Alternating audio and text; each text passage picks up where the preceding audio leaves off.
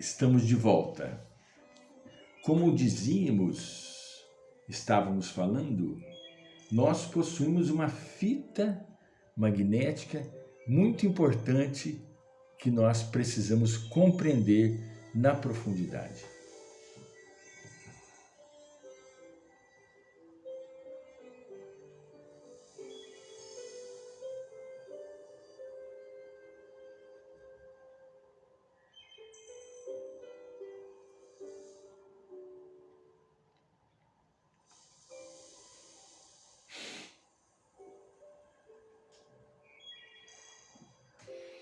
Ele se chama Jesus, a quem nós devemos depositar a nossa vida e todos os nossos pseudo-problemas, porque nós não temos problemas. Verdadeiramente nós não temos problemas. Problema é lá onde está tendo aquele campo de batalha, onde as famílias se destituíram, se separaram, abandonaram seus lares, fugiram. Isso é problema. Nossa vida, se nós formos observar e analisar em profundidade, ela é maravilhosa. Muito bem. Este modelador orgânico biofísico, o MOB, modelo organizador biofísico, que é o perispírito. Esta fita chama-se perispírito. Nela se encontra registrada todas as gravações das nossas existências. E Joana fala assim: os problemas enraizam-se, não raro, nos tecidos da malha delicada do psiquismo, avultando-se ou perdendo o sentido de acordo com as resistências fortes ou frágeis da personalidade individual. Então veja bem, lá nós temos todos os registros vividos. Quando nós botamos para fora determinado tipo de comportamento que não se adequa à nossa natureza atual, isso vem do passado.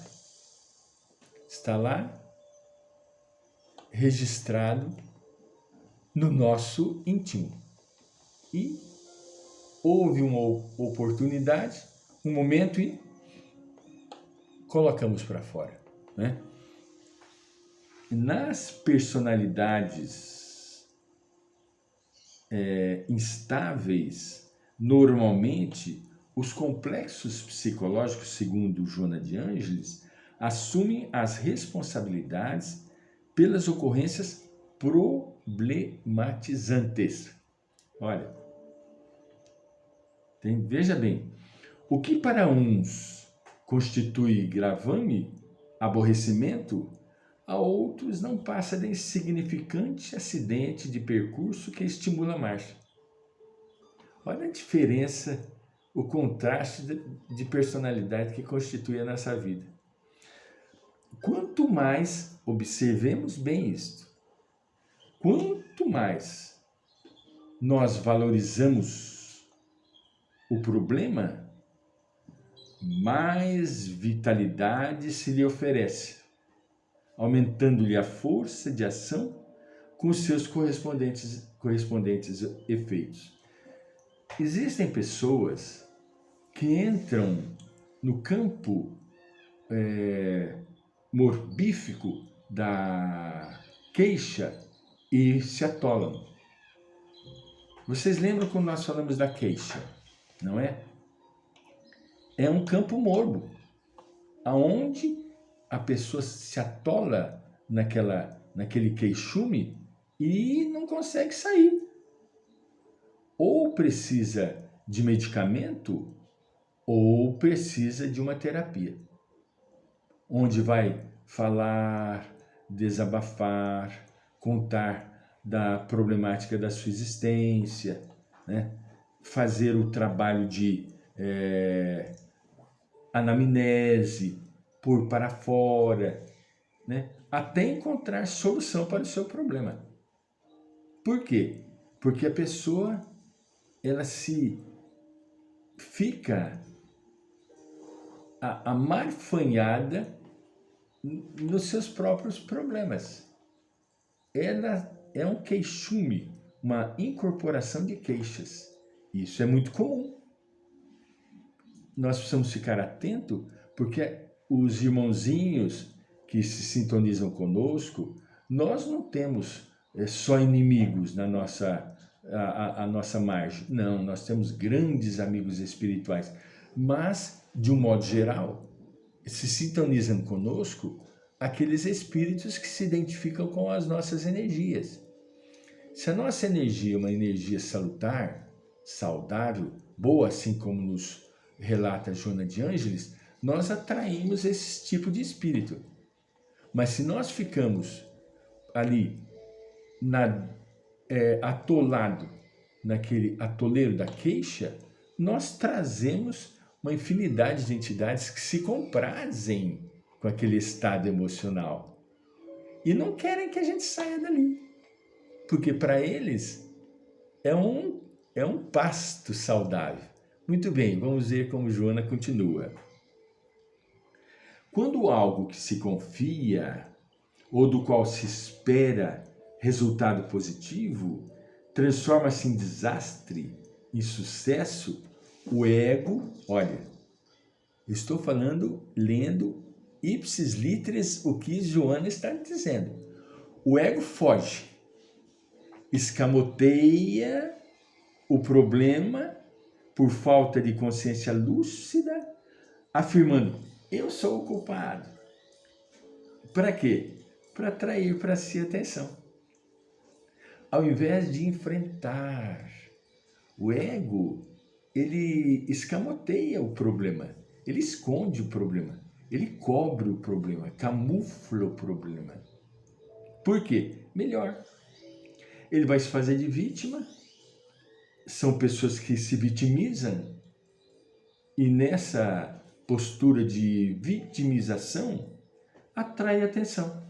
Ah, coitadinho, olha, está passando por isso, meu Deus, uma pessoa tão boa, como que pode merecer esse sofrimento? Isso é normal. Joana nos diz isso claramente. A inferioridade psicológica, continua ela, desenvolve o complexo em que se refugia. E mesmo quando em aparente conflito, nele se realiza, justificando-se, deixando de lutar. Olha, a pessoa, quando está nesse quadro patológico, ele sente prazer estando com a dor, porque a dor vai trazer para si atenção. É o indivíduo que se vitimiza. E isso é uma patologia. Joana mostra claramente. E ela, por sua vez, conclui: certamente, cada problema merece um tipo de atenção, um tipo de cuidado especial para a sua solução. Nós não podemos generalizar. Não podemos. Cada um é cada um. Cada problema merece a sua atenção, merece a sua terapêutica.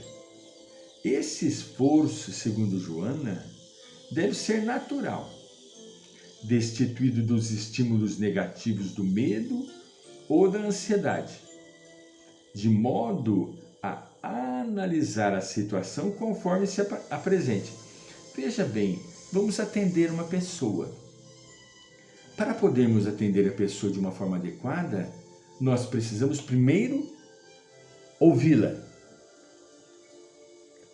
Ser um bom ouvinte. Ouvir o problema da pessoa. Entender a gravidade do problema da pessoa.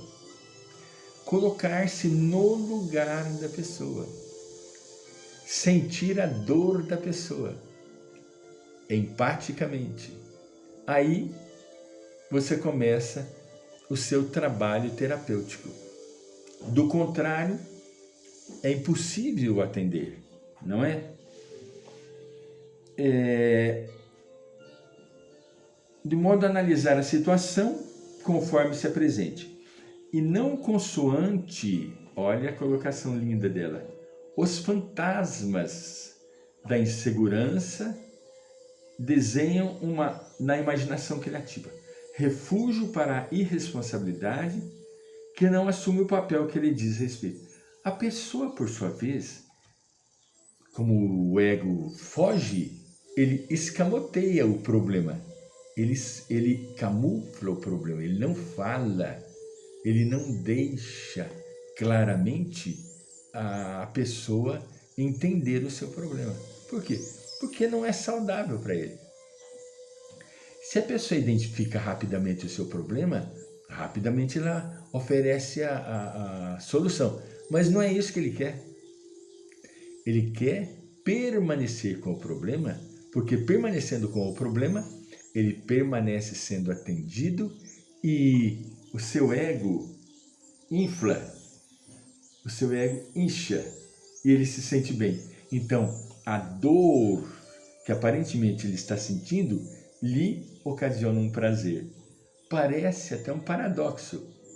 A dor trazer felicidade. Mas é o caso do ególatra. É o caso do egoísta. Para si e somente para si.